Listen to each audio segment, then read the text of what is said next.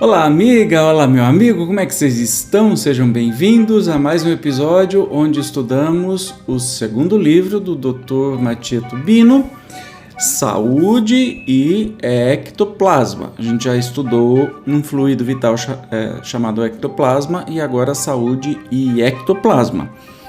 Indico que você leia o livro inteiro, mas nós estamos palavra a palavra estudando essa preciosidade. Hoje nós vamos falar de uma coisa interessante e importante, né, para a ação da saúde, né, que é a cura. Então, sem demora, vamos para o texto.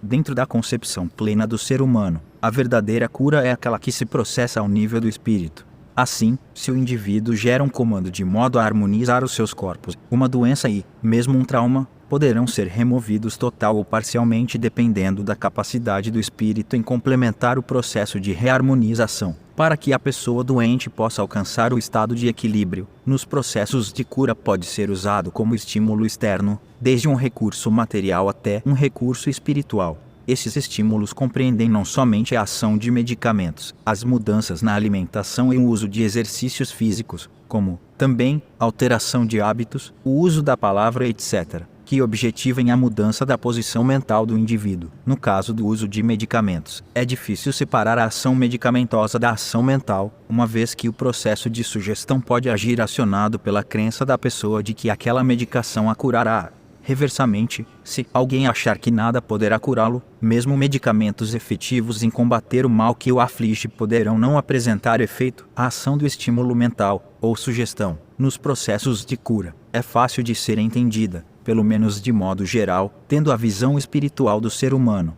Se o doente for tocado no seu íntimo pela mensagem transmitida por outra pessoa, quer seja diretamente pela fala ou através da ação escrita como, por exemplo, a de um livro, ele iniciará um esforço na tentativa de se harmonizar. Fica, então, a pergunta: como podem agir os medicamentos sobre o espírito se eles são constituídos de matéria densa? Embora, por enquanto, não seja possível uma resposta definitiva a tal pergunta, podemos ter alguma ideia do mecanismo geral deste tipo de procedimento de cura. Ao administrar um medicamento alopático a uma pessoa, admite-se, em princípio, que a substância química agirá sobre o corpo físico. Este é o entendimento corrente. No entanto, vamos examinar o caso com um pouco mais de atenção. Devo, então, fazer algumas digressões de modo a facilitar o entendimento assim que retornar ao âmago do assunto. Então começa já quente, né, o assunto. O que é a cura, né? Antes de mais nada, cura verdadeira, aquela que se processa ao nível do espírito. Então, nós vemos muitos casos de pessoas que são tratadas alopaticamente, ou seja, com os medicamentos que a gente conhece, e não são curadas. Ou não são curadas por completo, ou são curadas, mas que depende muito, o professor já nos levanta isso, que depende muito da nossa posição mental, a nossa disposição para que a cura aconteça. E aí me vem uma imagem, por exemplo, de pessoas que têm gravidez psicológica. Aliás, até animaizinhos, até cachorrinhas têm gravidez psicológica. Olha que doido. Tem todos os... se manifesta como se fosse uma gravidez real e, na verdade, é só psicológica, que é a coisa mais impressionante como a nossa mente, né, nosso cérebro, nosso espírito manda no nosso corpo, né? Da cura, a gente está entendendo que acontece da mesma maneira, né? É que a gente já é acostumado a dizer que só você toma um medicamento para dor de cabeça, a dor de cabeça passa, né? Então parece que isso é uma lógica, mas na verdade não é bem lógico assim. Tanto que os medicamentos, para cada pessoa, têm um efeito diferente, né? Tem um tempo de resposta diferente e etc e tal. Algo tem que ter de diferente também nessa recepção dos medicamentos. É isso que a gente está vendo. Aqui ele está falando sobre, ao administrar um medicamento alopático, admite-se que a substância química vai agir no corpo físico. É o entendimento mais comum que a gente tem, mas nem sempre assim acontece. Eu acredito que ele vai agora discorrer sobre esse tema para chegar no tema das curas espirituais, por exemplo, que são curas do espírito que se refletem depois no corpo, que a gente vê aí sem uso de medicamento. E aí eu já faço um exercício. Imaginou quando a gente, mais para frente, conseguir dominar, né, o nosso espírito, o nosso corpo físico, a gente vai conseguir se curar de doenças apenas pela força do pensamento, apenas pela vontade, pelo desejo. Vai ser maravilhoso, né? Mundos mais evoluídos que a gente vai chegar. Mas vamos voltar aí. Já levantamos a hipótese de que a matéria densa coexistiria simultaneamente com outro tipo de matéria em todos os níveis, a partir do mineral até o animal. Deste modo, as substâncias químicas terão a sua componente ectoplásmica. É claro que a ciência oficial não aceita tal ideia, que aliás não é nova.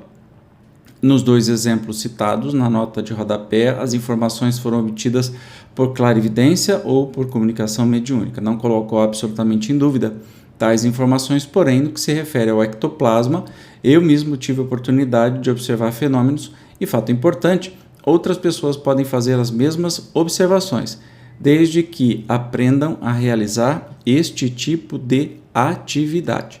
Em outras palavras, o assunto deixa de ter um caráter de revelação para se tornar algo oriundo de observação direta. Então, ele vem nos falar que todas as substâncias possuem ectoplasma, né, e que isso pode interferir exatamente em tudo, né, inclusive a medicação física, a sua parte ectoplasmática vai interferir no processo da cura. As observações feitas por mim ocorreram principalmente em trabalhos de aplicação de passes e em trabalhos de retirada de ectoplasma, mas já aconteceram em situações do dia a dia. Dentre eles posso destacar os odores que emanam de pessoas, principalmente aqueles relacionados com o consumo de bebidas alcoólicas e com o cigarro. Também posso citar casos em que foi possível detectar, pelo meu paladar, que a pessoa na qual eu aplicava passes estava tomando medicação como, por exemplo, hormônio, antibiótico, etc. Não foi identificado medicamento em nenhum dos casos, mas a sensação de gosto amargo ou desagradável foi muito evidente. Faço notar que em nenhum dos casos eu tinha a informação de que alguma das pessoas junto às quais estes fatos ocorreram estava em tratamento médico. Portanto, fica excluída a possibilidade de que eu tenha sido sugestionado. Os casos de percepção pelo olfato são bastante frequentes em trabalhos de aplicação de passes, ou seja, é muito comum os passistas terem essas sensações. No meu caso, na fase em que eu estava empenhado em entender melhor o significado do passe, comecei a me preocupar com tais percepções durante as aplicações que eu fazia. A preocupação ocorreu como consequência da ideia de que poderia haver algum significado adicional, que não a simples emanação de substâncias químicas materiais do hálito ou de impregnações nas roupas da pessoa, como usualmente se supunha. De fato, quando sentia cheiro de hálito de álcool, 60, aproveitando os movimentos do passe, procurava sentir diretamente o hálito da pessoa, colocando-me discretamente na direção da sua expiração. Muitas vezes, nesses casos, não detectava cheiro e, em outros, o cheiro não aumentava, se comparado àquele sentido em outras posições em relação à pessoa, inclusive pelas costas. Também, para evitar equívocos, tentava detectar o odor em posições mais distantes de modo a não ter dúvida de que a emanação provinha daquele indivíduo e não de outra pessoa ou do ambiente em geral. Assim, associando essas observações com as ideias referentes ao ectoplasma, ainda, embora em fase inicial de construção, pensei que as duas coisas poderiam estar relacionadas, odores e ectoplasma. Olha que coisa interessante, talvez você que seja médium, né? Possa estar sentindo essas coisas na hora do passe, né, das pessoas e não sabia. Vamos lá, vamos continuar com o estudo. É provável que situações semelhantes ocorram em muitas casas espíritas, pois, certamente, muitos passistas são sensíveis a este tipo de fenômeno. O que deve acontecer, porém, com muita frequência, é que o odor é interpretado como sinal de obsessão espiritual. Embora possa existir tal correlação, estamos, a meu ver, em face de dois fenômenos claramente distintos. Um da emanação do odor, 2 da obsessão. Voltarei a este importantíssimo assunto mais adiante, quando falar da obsessão. Nos casos de fumantes a observação costuma ser mais evidente, porém, como eles frequentemente estão com as roupas e os cabelos impregnados com os resíduos do fumo, as pessoas ao redor não percebem que há algo mais emanando deles. Não estou falando, evidentemente, do cheiro comum dos fumantes, nem do seu hálito. Refiro-me às suas emanações ectoplásmicas, como ocorre, também, no caso das bebidas alcoólicas. Recordo-me perfeitamente de uma ocasião quando atendi um fumante que consumia 3 maços de cigarros por dia. Ao manipular as suas emanações ectoplásmicas, desprendeu-se tal odor de fumo. 61 que não somente a sala onde estávamos ficou impregnada como também a sala ao lado, cuja porta de acesso estava aberta. Depois de aberta a porta da sala que dava para o saguão, o cheiro tomou conta dele de modo que todas as pessoas presentes puderam sentir. O cheiro de cigarro nas emanações fluídicas das pessoas é de tal magnitude que muitas vezes basta passar próximo de um fumante, por exemplo a uma distância de 2 metros, para percebê-lo. Lembra que todas as pessoas têm, ao seu redor, uma atmosfera ectoplásmica que, em média, pode ser percebida já numa distância de 2 metros do indivíduo. Daí que, se essa atmosfera ficar impregnada por fluidos desagradáveis, os mesmos poderão ser percebidos por quem tem sensibilidade para tal. No caso do cigarro e do álcool, devido aos próprios cheiros característicos dos dois, é relativamente fácil senti-los quando presentes na atmosfera ectoplásmica de uma pessoa.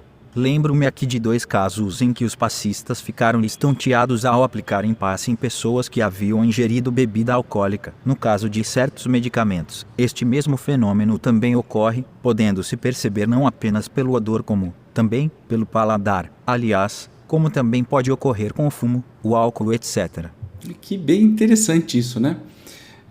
Deixa aí nos comentários se você for passista e você tenha percebido já estes fenômenos acontecerem e achava que era coisa da sua cabeça, tá vendo? Não é. Não se percebe sabor, no caso do álcool e do fumo, com muita frequência. Alguém, então, poderia perguntar por que isso acontece. Eu responderia dizendo que essa sensação no paladar pode aparecer, mas o odor se destaca muito, o que faz que se dê mais importância a ele. Fica evidente, então, que alguma coisa das substâncias presentes no cigarro, no álcool e alguns medicamentos fica impregnada no ectoplasma de quem os consome. Faz todo sentido, porque a gente já estudou que o ectoplasma ele é produzido pela alimentação, né? Não é algo esotérico, não é algo do espírito, é algo do corpo físico. Portanto, se é produzido pela alimentação e você está tomando algum remédio, ou fumando, ou bebendo, parte disso vai para o ectoplasma também, e as pessoas que têm sensibilidade para captar isso, seja cheiro ou gosto, vai captar. Se tal fenômeno pode ser observado nestes casos, não há motivo para que também na ingestão de outros produtos tal impregnação não ocorra. Apenas podemos imaginar que a percepção sensorial não seria tão óbvia na maioria das vezes. Mesmo assim, já tive a oportunidade de verificar, em 2 casos, com muito maior nitidez num deles, a impregnação da atmosfera ectoplásmica com fluidos de carne. As pessoas em questão comiam muita carne, uma delas mais de 1 quilo por dia. A sensação que apareceu em minhas mãos, ao manipular o ectoplasma delas, era de algo bem viscoso e grudento, de modo que eu tive de lavar as mãos, em seguida, com água e sabonete. Não é muito difícil concluir, portanto, que qualquer coisa que ingiramos vai ter seu reflexo no nosso fluido vital. Assim, fica reforçada a ideia de que todas as substâncias têm a sua componente ectoplásmica e que, ao serem consumidas e metabolizadas em nosso organismo, ocorre a liberação de parte do ectoplasma das substâncias ingeridas. Este ectoplasma, que deve ser reintegrado à natureza, pode ficar retido, em maior ou menor grau ao nosso redor, formando uma atmosfera ectoplásmica. Sendo o ectoplasma um tipo de matéria coexistente com a matéria densa, ele pode interagir, ectoplasma a ectoplasma, com os nossos sensores de odores, no nariz, e com os sensores gustativos na boca. Como estes sensores também têm a componente ectoplásmica, a interação ectoplasma a ectoplasma pode ocorrer. A seguir, podemos supor que o sinal é transmitido à componente densa de nosso corpo e daí ao cérebro para interpretação. 62, fazendo-nos sentir o cheiro e o sabor das atmosferas ectoplásmicas. Evidentemente, o modo como ocorre a propagação desses sinais sensoriais em nosso organismo Segundo o modelo proposto, é difícil imaginar. Talvez o processo possa ocorrer diretamente no duplo etéreo e daí a componente de matéria densa do cérebro, ou através do sistema nervoso comum ou, ainda, através dos dois mecanismos. Tais ideias, obviamente, não passam de hipóteses, mas são muito estimulantes, pois estamos partindo do pressuposto de que toda reação biológica e, em última análise, toda reação química, acontece primeiro ao nível da matéria ectoplásmica. É muito difícil testar estas hipóteses no atual estado do conhecimento científico. Mesmo que a ciência oficial viesse a aceitar nos dias de hoje a existência do ectoplasma, não seria fácil provar experimentalmente a ascendência deste fluido nas reações químicas. Acho que é um assunto para um futuro mais distante. Então, é aquilo que a gente falou antes, né? O professor é muito didático, ele vai dando diversas dicas e reforçando, assim como fazia Kardec, reforçando as hipóteses ora comentadas. Então, claro, como é uma matéria, tudo aquilo que a gente come, tudo aquilo que a gente coloca no corpo vai aparecer no ectoplasma e quem tem sensibilidade vai sentir. De alguma maneira, que não se sabe ao certo, se esse sentimento se dá ectoplasma, e a pessoa, o médium que sente o ectoplasma, de alguma maneira se comunica para os sentidos físicos, ele diz que pode ser pelo duplo etéreo, então depende de muita coisa, a gente já estudou muito sobre isso, não é difícil imaginar, né? Se não é óbvia a interação do ectoplasma com organismos biológicos, pode-se imaginar como é discutível a ideia das reações químicas materiais serem governadas pelas modificações ectoplásmicas que as antecedem. Temos, nos parágrafos acima, várias hipóteses. O ectoplasma tem composição semelhante à da matéria densa, a matéria densa tem a sua componente ectoplásmica, a matéria ectoplásmica reage entre si, antecedendo e dirigindo as reações químicas e, portanto, as biológicas. Para reforçar algumas das colocações acima, vou transcrever um trecho do livro Evolução em Dois Mundos, capítulo 13, no qual é possível comparar as ideias aqui colocadas com as expressas por André Luiz. Centros encefálicos é assim como o centro cerebral se representa no córtex encefálico por vários núcleos de comando, controlando sensações e impressões do mundo sensório. O centro coronário, através de todo um conjunto de núcleos do diencéfalo, possui no tálamo, para onde confluem todas as vias aferentes à cortiça cerebral, com exceção da via do olfato, que é a única via sensitiva de ligações corticais que não passa por ele. 863, vasto sistema de governança do espírito.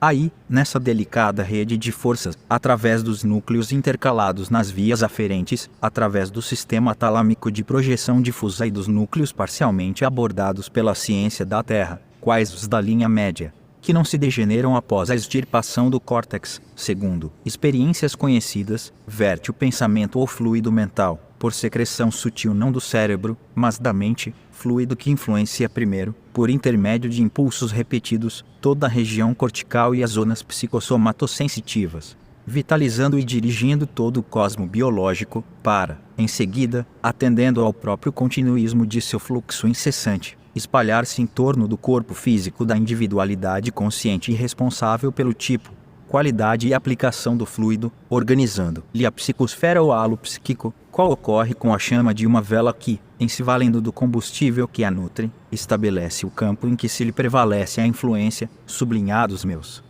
Se considerarmos o que o pensamento ou fluido mental é uma variação do fluido vital, o ectoplasma, posto em ação pelo comando mental do espírito, o texto acima em termos da ideia colocada, a do controle do corpo pelo espírito, através deste fluido, fica próximo daquele que coloquei parágrafos antes, expressando hipótese alcançada por caminhos indiretos e diferentes dos do autor espiritual, que sem dúvida adquiriu tal conhecimento por observação direta do fenômeno.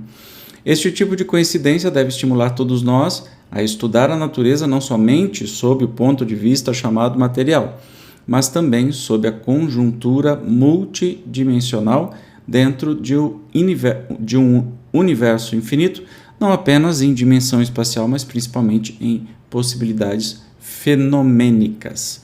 Então ele faz uma comparação aí das observações que ele já tinha feito com as observações aí coletadas do livro de André Luiz. Mas vamos continuar. Voltemos ao ponto em que estávamos algumas páginas atrás, em que comecei a digressão, onde tentava entender a ação dos medicamentos alopáticos sobre o organismo humano. Como já colocado, a ideia corrente atualmente é que a ação das substâncias medicamentosas sobre o organismo, ou sobre os agentes que atuam sobre ele, ocorre em processo ao nível da matéria comum. Em outras palavras, as reações químicas de ordem terapêutica ocorreriam simplesmente ao nível da matéria densa. Segundo a digressão feita, foi possível levantar a hipótese de que as reações químicas ocorreriam através das mudanças ao nível da matéria ectoplásmica. Aplicando este raciocínio, podemos imaginar que a ação dos medicamentos alopáticos que, como toda a matéria densa, tem a sua componente ectoplásmica, ocorra diretamente no corpo vital do indivíduo, que é feito de ectoplasma. Provavelmente, no caso de infecção bacteriana, o antibiótico agirá diretamente sobre o duplo etéreo do agente infeccioso. Essa hipótese conduz a vários desdobramentos. A mais evidente, na minha opinião, é que se esta ideia for verdadeira, teremos um possível caminho para a explicação da ação dos medicamentos homeopáticos. Este tipo de medicação é muito combatido por algumas pessoas sob a alegação de que na maioria desses remédios sequer é possível detectar quimicamente a presença do princípio medicinal ativo. Sabe-se que, nas preparações homeopáticas, a matéria do princípio ativo vai ficando cada vez rarefeita à medida que a diluição do medicamento aumenta. 64 a partir da concentração CH12, aproximadamente. Por cálculo, estima-se que deixe de existir qualquer traço do princípio medicamentoso original de matéria densa. Paradoxalmente, porém, sabe-se que com o aumento da diluição, aumenta a potência da medicação. Este princípio fundamental na homeopatia causa estranheza nas pessoas e não foi diferente comigo mesmo, quando dele fiquei sabendo. Rapidamente, porém, isto já na década de 70, me convenci da realidade do fenômeno que não tinha explicação dentro dos parâmetros atuais da química.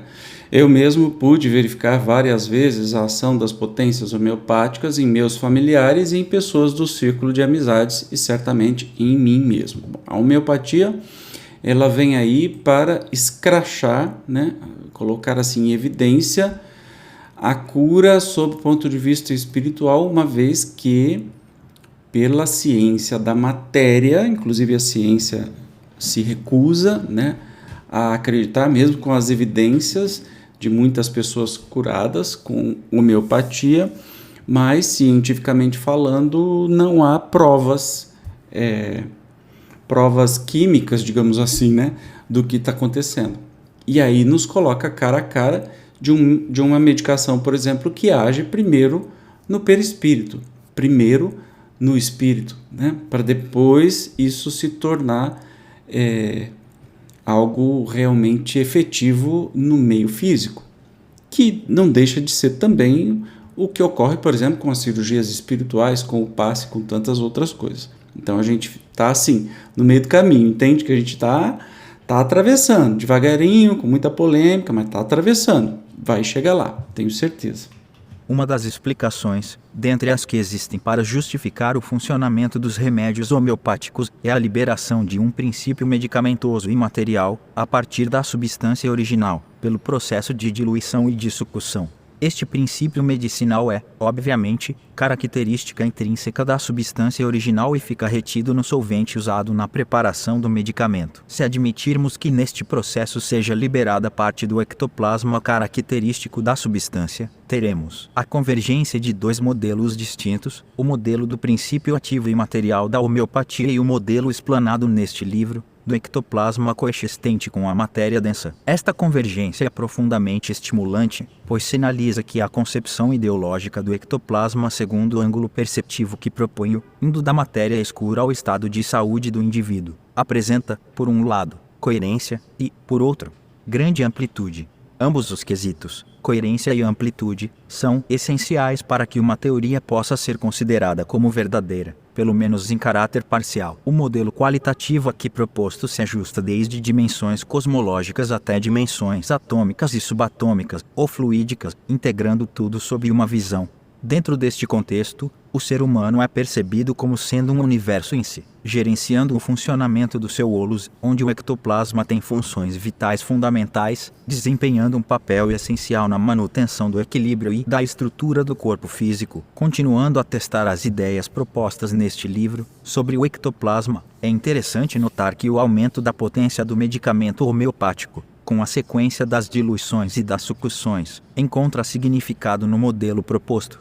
É fácil entender tal ideia. À medida que o fluido vital é separado da componente dita material, mais facilmente ele deve agir sobre o duplo etéreo e, portanto, mais eficiente deve ser a sua ação, uma vez que as suas ligações com a matéria densa do medicamento original se enfraquecem, ficando ele mais livre. Devo lembrar aqui que o princípio ativo liberado nos medicamentos homeopáticos fica impregnado no veículo portador, seja água, solução alcoólica, açúcar, amido, etc. É uma maneira de confiná-lo para poder usá-lo. A interação do ectoplasma com estes veículos deve ser fraca. Consequentemente, o princípio medicamentoso facilmente se libera do veículo, passando imediatamente a agir no organismo. Então, perceba que tudo que é falado, inclusive nesse livro todo, é aventado como hipótese derivada das observações do professor doutor e, digamos assim, das provas materiais, dos resultados materiais de tudo que aconteceu. Então,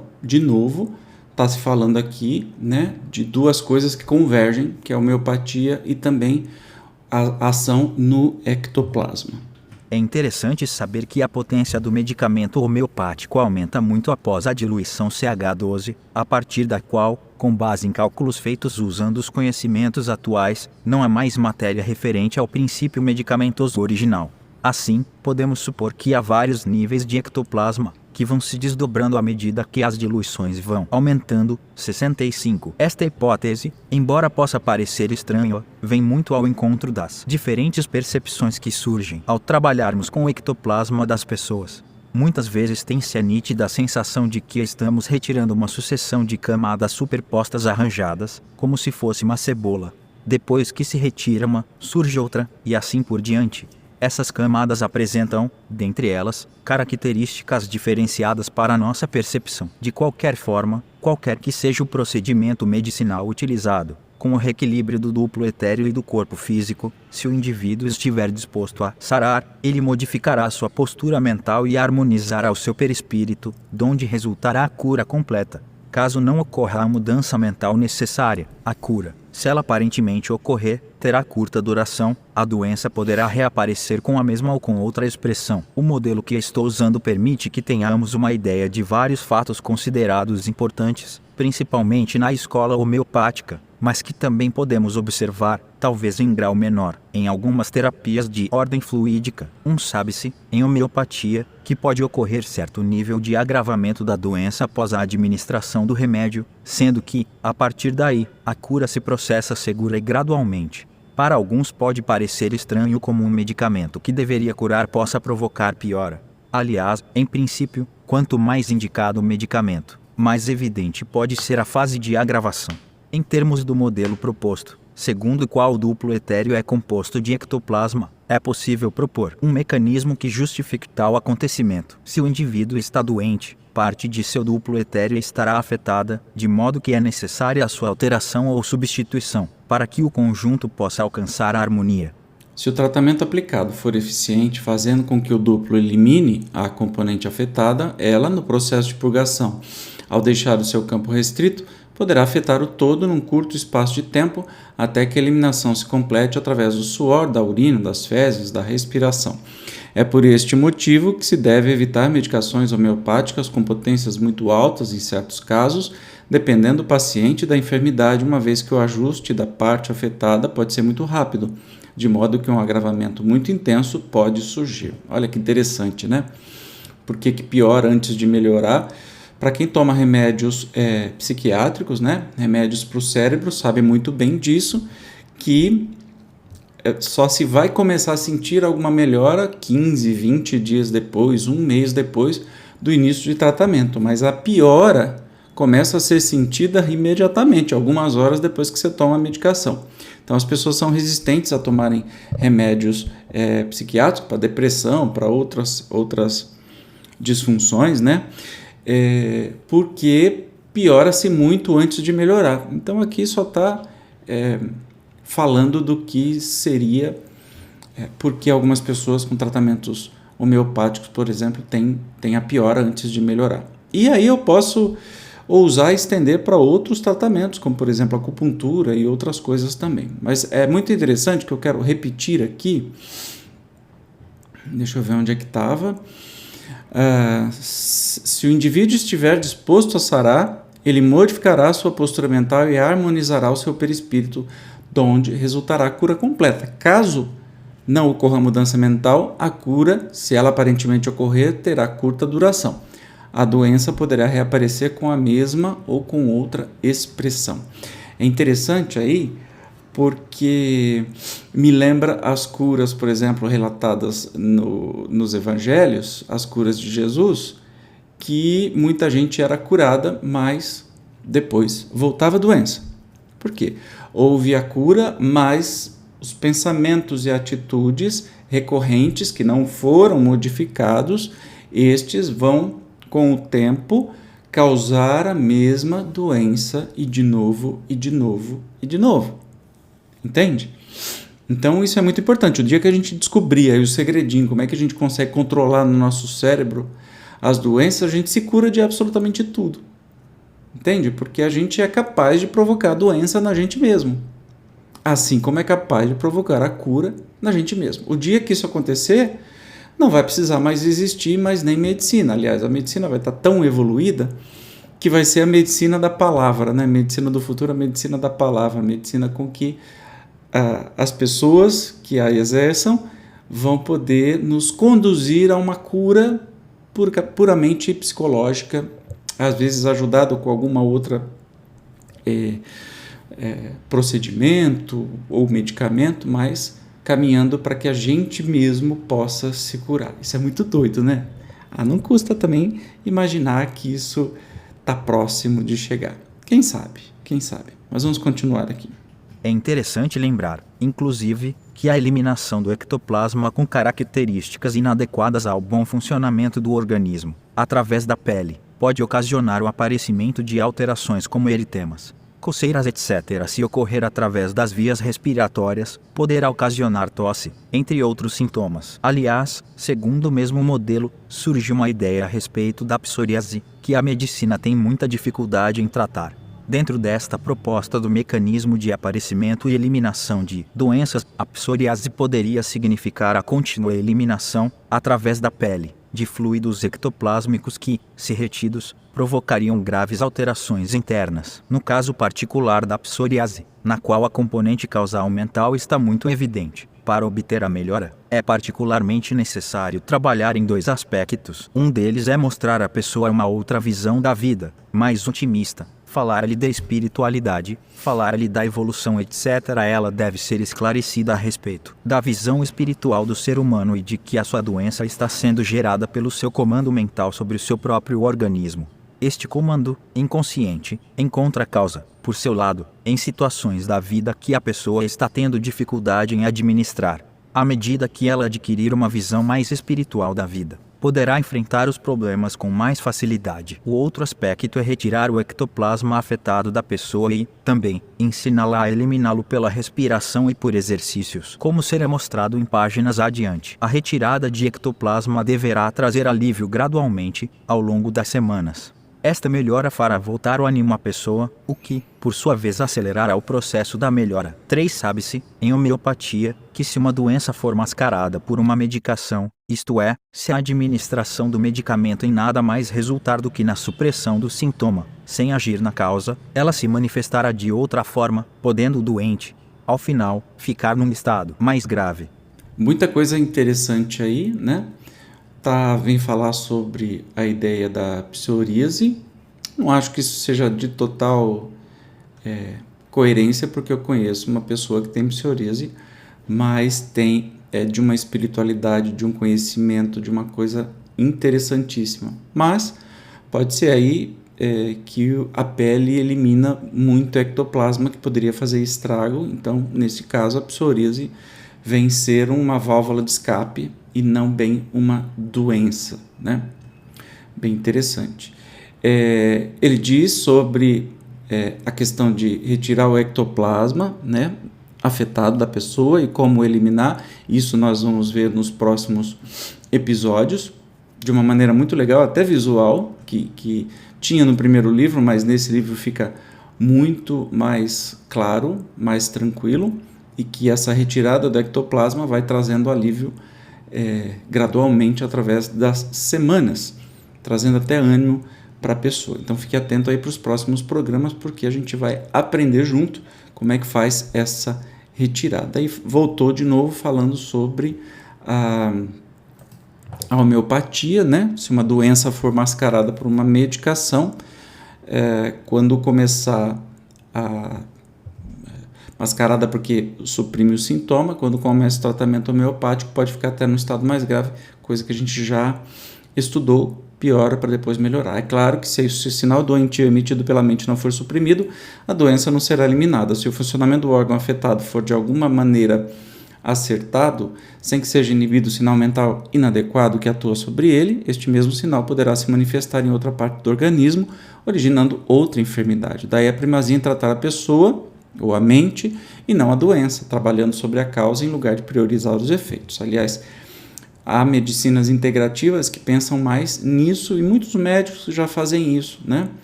Então você vai num médico especialista para ver o seu intestino, mas ele te faz uma série de perguntas e você fala assim, mas o que está querendo saber? Da minha vida pessoal? De um monte de outras coisas? Sim, porque ele está te vendo como um todo e não só como um intestino ambulante. Porque aí você vai tratar a doença, talvez você não trata a causa, você trata só o efeito que está acontecendo.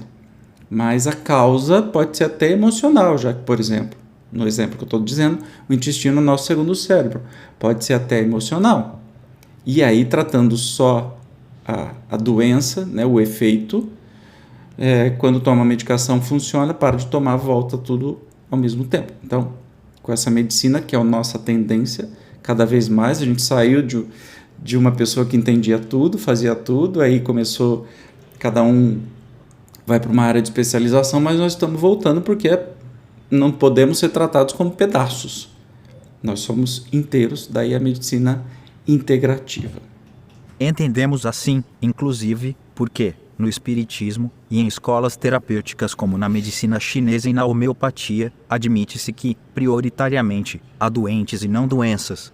Estas nada mais seriam do que a manifestação de algo mais profundo do ser espiritual. Assim, no caso das curas catalisadas pela palavra, elas ocorrem justamente porque induzem a mudança da postura mental do doente. Na questão dos passes e de outros procedimentos terapêuticos, pode-se agir diretamente sobre o ectoplasma e, portanto, sobre o duplo etéreo.